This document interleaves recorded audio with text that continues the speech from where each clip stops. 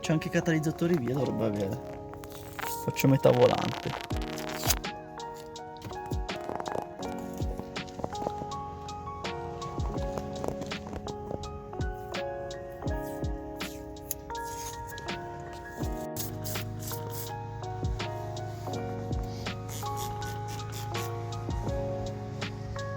Una bagnata.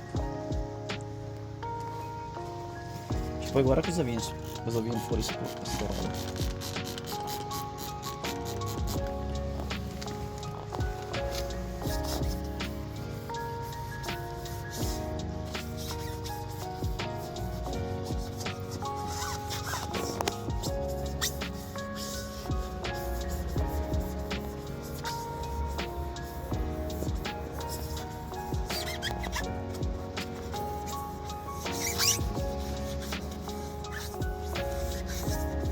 Sotto vedo che c'è tipo dei segni qua sotto.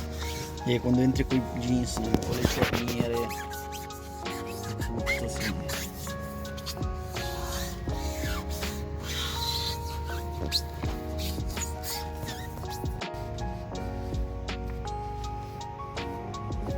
Già si vede la differenza. Sì, minchia di brutto. Già così si vede che torna opaco. Proprio anche come sensibilità dello start, poi è bello, lo prendi, cioè proprio appiccica dopo, cioè come quando è nuovo. Invece così ti scivola con tutto il grasso delle mani che c'ha sopra. Sì, anche già si vede un botto. Sì, dopo quando... Cioè vedi va? Cosa c'era su?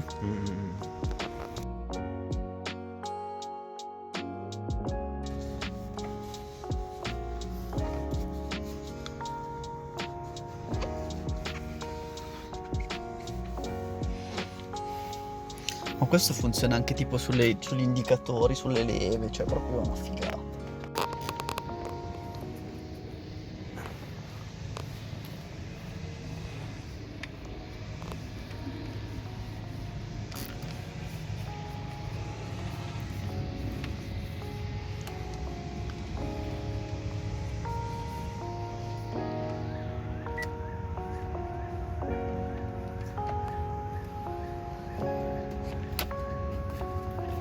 Solo così. Vedi la differenza tra questo e questo.